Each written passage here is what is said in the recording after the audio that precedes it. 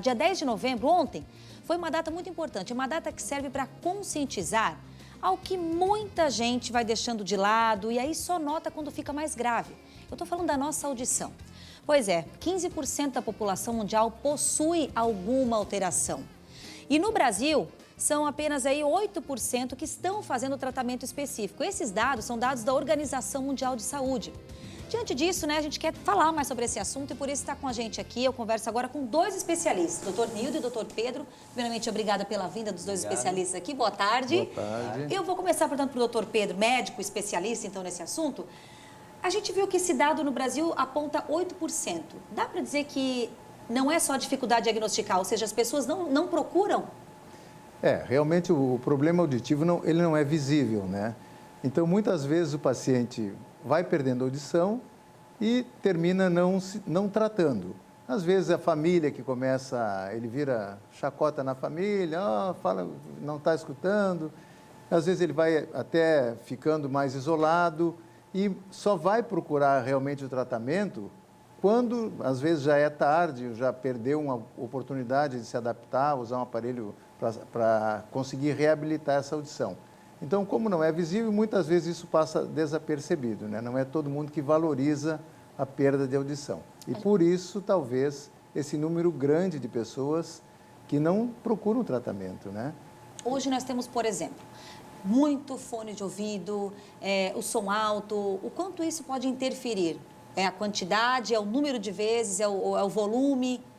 Olha, as duas coisas. Então, o volume muito alto, o ouvido humano suporta alguns decibéis durante um certo tempo, mas não suporta um volume, mesmo que não seja muito alto, durante muito tempo.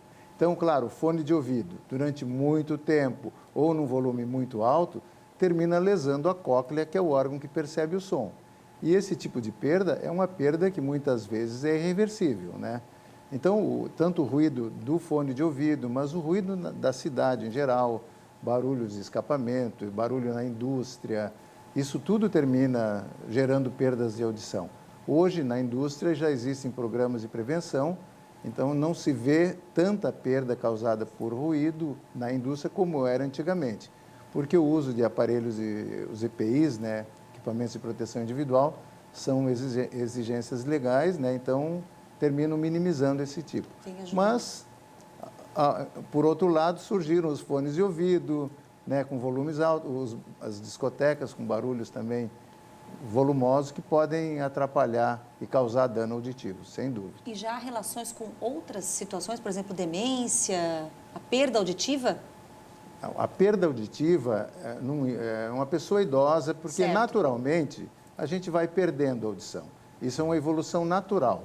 Existe uma perda natural, como a gente vai ficando com a pele enrugada, o cabelo vai ficando branco, a audição também vai se deteriorando. Então, claro que os níveis de deteriorização vão por problemas metabólicos, né, doenças metabólicas que vão causando essa perda, e o fato da pessoa não ouvir bem termina causando um isolamento.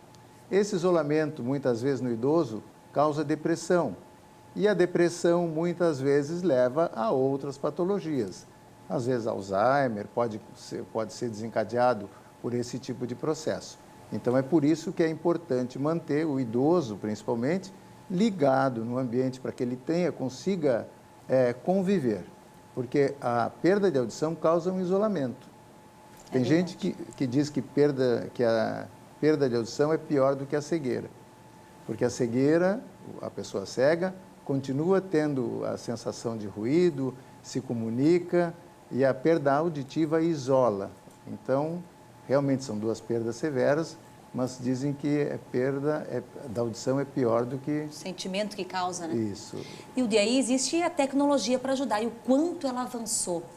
Então, na verdade, a grande dificuldade do paciente vir, o Dr. Pedro explicou muito bem, né, toda essa parte do paciente demorar a vir buscar um tratamento, porque realmente ela é silenciosa e normalmente a pessoa que vai perceber que você está tendo alguma alteração na audição é quem está próximo de você, um familiar, o esposo, o marido, que vai falar que você não está percebendo muito bem a audição.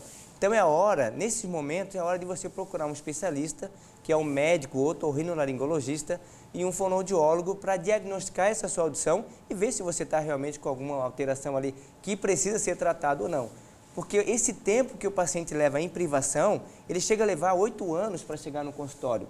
Ele já fez o diagnóstico, ele já tem uma informação sobre a audição dele, mas até ele vir tratar essa audição, ele leva muito tempo.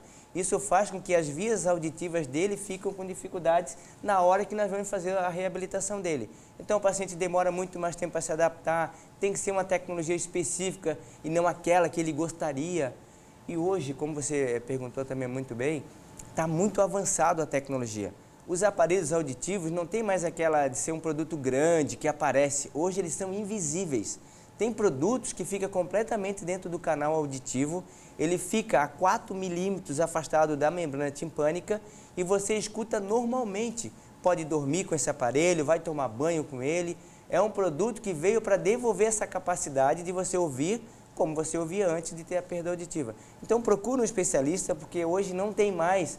E nem a questão também dos valores. E não importa a idade, né, Nilton? E não Isso importa é a importante idade, destacar. exatamente. Porque ao nascer já tem o chamado teste da orelhinha, que aqui em Joinville por muito tempo se lutou para virar lei. Perfeito. Feito o teste da orelhinha, tendo o diagnóstico que está tudo ok, depois também de uma certa idade procurar o especialista. E é importante a você que está grávida, você que vai ter seu neném, é um direito seu, peça para a maternidade executar esse teste da orelhinha. Se não tiver naquele momento no hospital, você pode remarcar depois e fazer num outro momento, mas é importante você fazer esse teste da audição no seu bebê.